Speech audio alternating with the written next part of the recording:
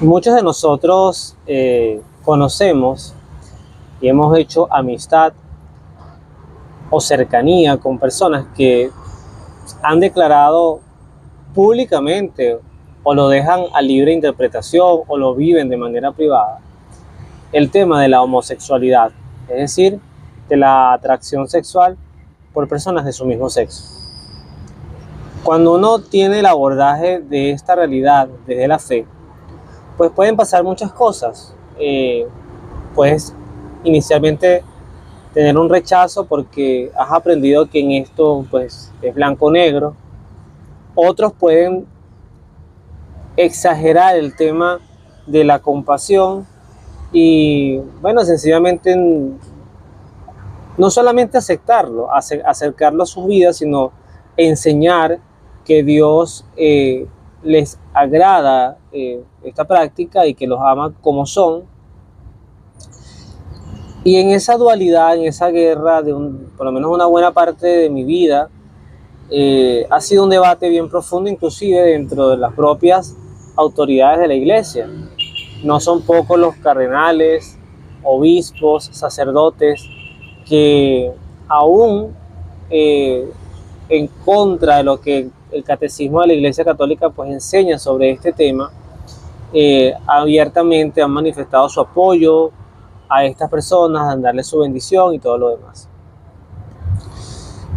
Me propuse hacer esta opinión de un laico, tengo días tratando de hacerla, porque una de las profundidades que quisiera yo abordar sobre este tema, yo la llamo, y así va a ser el título de esta reflexión, ¿por qué puerta entra la homosexualidad al cielo? Es decir, cuando uno va a viajar, quienes han tenido también esta experiencia, generalmente en avión, el equipaje de uno, generalmente hay un punto en que se tiene que separar de ti, porque pasa a revisión, bien sea equipaje de mano o el equipaje que va en la maleta del avión, pasa por máquinas para revisar qué hay allí, qué es lícito que entre a ese avión y que viaje con nosotros.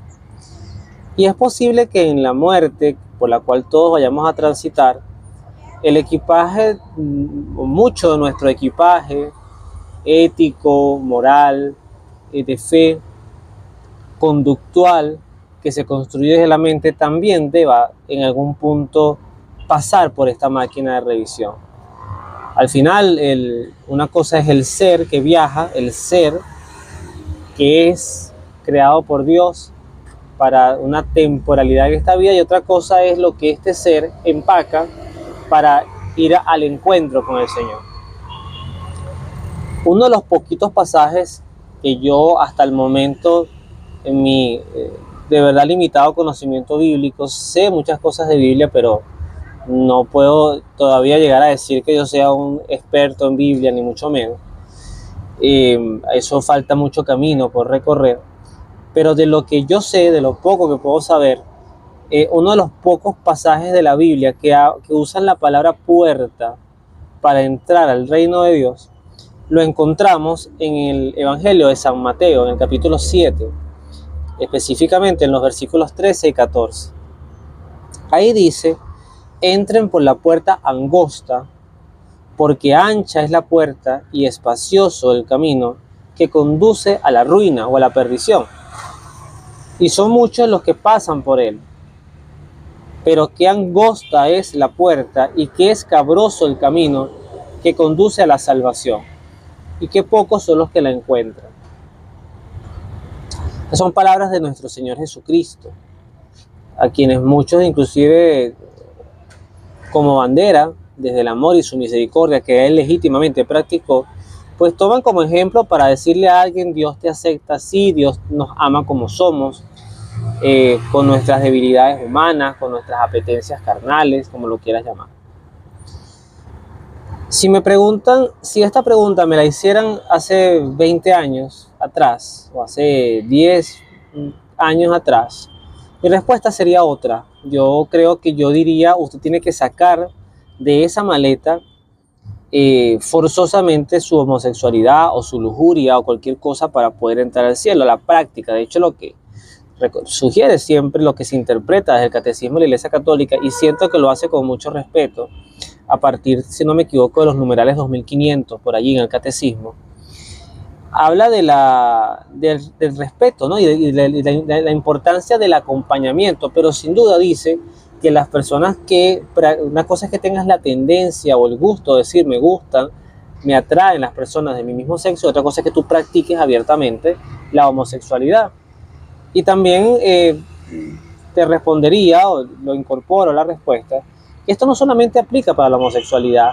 Los que somos heterosexuales y tenemos familia, pues hombre, mujer, con hijos, también tenemos un marco regulatorio que nos dice que nosotros no podemos andar con malos pensamientos, deseando, por lo menos en el caso mío como hombre, deseando a la mujer del prójimo, o deseando a cualquier mujer, porque yo estoy casado. Esas cosas hay que controlarlas, porque las tentaciones siempre van a estar allí, rondando como el león rugiente que nos ronda buscando a quien devorar, así lo dice la carta de San Pedro. Pero si me lo preguntas hoy, si esa respuesta la voy a generar hoy, y hago esa aclaratoria, pues capaz dentro de 10 años haré otras, no sé. Yo creo que el gran problema que tenemos desde la fe, y la fe integralmente en los marcos educativos, pasa por procesos de formación sacramentales, catequesis de primera comunión, confirmación, educación católica en general, parroquias, retiros de todas estas hermandades que están surgiendo ahora, Emaús, Samuel, Serafines, bueno, tantos que, inclusive Renovación Carismática, que para mí ha sido uno de los pioneros de muchas cosas que se han derivado en nuestra iglesia. Es que, insisto, desde la sola misericordia se ha querido abrir una iglesia, como lo pedía el Papa Francisco, el Papa más reciente, que en paz descanse, una iglesia para todo el mundo, donde la gente se sintiera acogida, donde la gente se sintiera amada, pero se nos ha olvidado pues la importancia creo que el punto de quiebre de toda vida creyente es el encuentro con la conversión, el encuentro con mirar lo que somos versus lo que el Señor realmente quiere de nosotros, quiere lo que nosotros realmente seamos, lo que nosotros realmente construyamos desde nuestro ser. Y eso nace de ese forzoso matrimonio que a veces queremos hacer entre lo humano y lo espiritual. A ver, la creación fue un intento de Dios profundamente amoroso, pero un intento que entró en un intento fallido, es decir, entra en un grado de imperfección, no por Dios, no por lo que Dios creó, sino por la respuesta del hombre a una sola cosa, a la obediencia. Cuando el hombre entra en el cuestionamiento de obedecer a Dios, cuando digo hombre me refiero a hombre y mujer, esto fue un pecado compartido, Adán y Eva, tomando el texto narrativo del Génesis, ¿no? Pero el fondo de esta historia es la desobediencia, y sobre todo lo que el demonio invita en esa tentación, ¿no? Y invita a querer ser como dioses, y nosotros tener la libertad de juzgar lo que es bueno y lo que es malo. En sí mismo ese es el pecado original. Desde ese intento fallido, este mundo, como lo conocemos, tal cual es, y que así ha sido desde ese capítulo 3 del Génesis, no es un mundo que nos lleve a la santidad. No lo va a hacer. Es decir, nosotros, en ese ejercicio de compasión, de entender pecados, conductas, por ejemplo, yo puedo compasivamente entender por qué una persona es agresiva y le pega a su esposa o a sus hijos, o una persona es abusiva, o una persona es laxa con su moral y tiene una vida licenciosa, yo creo que es el término, es decir, lujuriosa, depravada. Todo tiene una explicación. Maltrato, y casi todos los problemas vienen de la infancia. Casi todos los problemas vienen de abusos sexuales en la infancia, de maltratos en la infancia, de ausencia en la infancia. Es por eso que la infancia, sin duda, y eso coincido con sacerdotes que lo han dicho, psicólogos que lo han afirmado, la infancia marca la vida de un ser humano totalmente. Y cuando digo infancia me refiero inclusive hasta una edad adolescente, hasta entrada a una edad adolescente. Entonces, nuestra humanidad per se, eso que contra lo que luchamos, y por eso esa frase del Señor, ese camino escabroso, ¿ok? Esa puerta angosta que además es un camino escabroso, difícil de caminar, es lo que pareciera antinatura, es decir, me haces caminar, Señor, por un camino que naturalmente mi humanidad, mis instintos, no es lo que me piden transitar, no es lo que me piden caminar. Pero es que en sí, cuando uno va al encuentro con el Señor, no es mi heterosexualidad, y esto ya yo lo he hablado en otras oportunidades, no es la heterosexualidad, o puntualmente hablando del tema, no es tu homosexualidad la que vas a presentar para decir yo fui un buen homosexual, o yo fui un practicante homosexual fiel a mi pareja, o yo fui fiel a mis principios, yo viví lo que mi cuerpo deseaba vivir. Eso no va a tener ninguna relevancia. Dios podrá entender qué te llevó a la homosexualidad, y cada ser humano tiene su historia.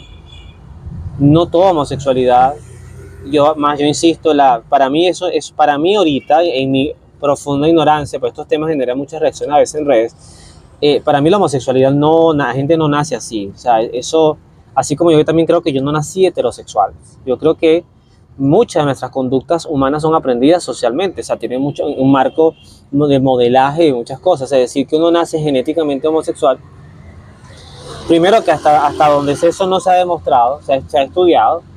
Y segundo, aunque uno tenga una tendencia genética a algo, como lo es por ejemplo, la tendencia genética al alcoholismo, o lo que se ha dicho sobre la infidelidad en las mujeres, también hay un componente, eso lo habla Fray Nelson Medina, no lo digo yo, hay un componente genético en torno a la infidelidad que aparentemente también viene explicado desde la genética, pero eso, el que existan esas tendencias, eso no justifica una conducta. Yo puedo tener una tendencia a ser brutalmente iracundo, me molesta todo, me irrito con facilidad, y eso no puede justificar que yo maltrate a mi familia. Entonces es algo que tengo que trabajar. Entonces yo no voy a llegar al cielo con las cosas que hice humanamente hablando. Ni siquiera las obras en sí mismas, per se, las obras buenas, bastan o serían suficientes si esas obras no van realmente bajo el marco de una evangelización, de un encuentro con Dios, de encontrarse con el Cristo que sufre y que está perfectamente representado en el pobre, en el humilde, en el sencillo.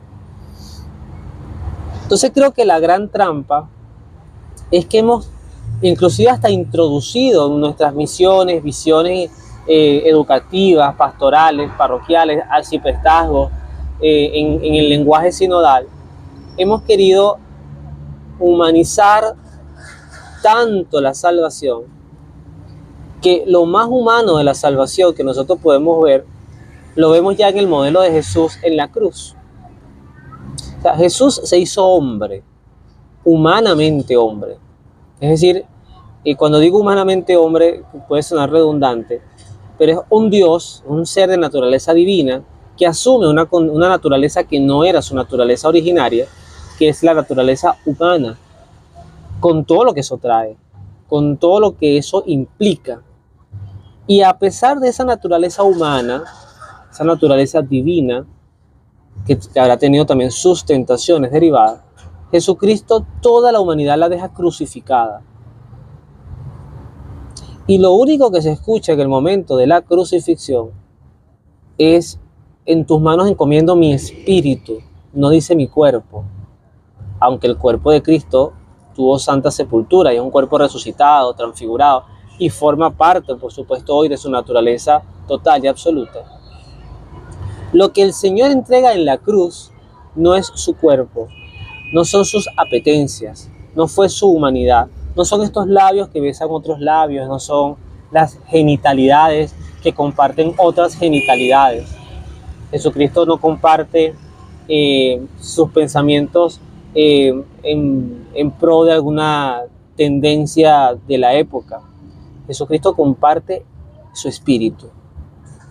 Nos deja claramente evidenciado que lo que va al reino, que lo que entra por esa puerta angosta, reducida, es cuando este cuerpo reduce el sentido lógico de su existencia a la espiritualidad sin descuidar su propia salud. No es el abandonarnos, no es el vivir desconectados de la salud, de la alimentación, del aseo personal. es que mientras habito este cuerpo temporal, este cuerpo debe transfigurarse en el amor al Señor, que lo vemos en el Tabor, si no me equivoco también, donde el Señor con Pedro, Santiago y Juan vive el proceso de la transfiguración. Otro punto, ya para ir cerrando la reflexión, es lo que Jesús hablaba sobre el matrimonio. Cuando le ponían ese ejemplo de esa mujer que había tenido 7 maridos, con todos había consumado el matrimonio, hermanos además. ¿Y quién sería, pues, eso lo decían los saduceos que no creían en la resurrección, quién sería la esposa o de quién sería esposa esa mujer en la resurrección cuando había sido esposa de todos esos 7 hombres? Y el Señor claramente dice que en la otra vida no hay esposos, no hay parejas. Lo que hay es que vamos a ser seres espirituales, que seremos como ángeles. Usa ese término, de hecho. Lo que hace implicar que el ejercicio de la sexualidad, algo tan importante para la vida heterosexual y homosexual practicante, ese ejercicio de sexualidad es absolutamente irrelevante en el mundo espiritual, en el reino espiritual. El reino espiritual no está esclavizado por ninguna apetencia corporal. Ahora, ¿qué sí nos puede condenar?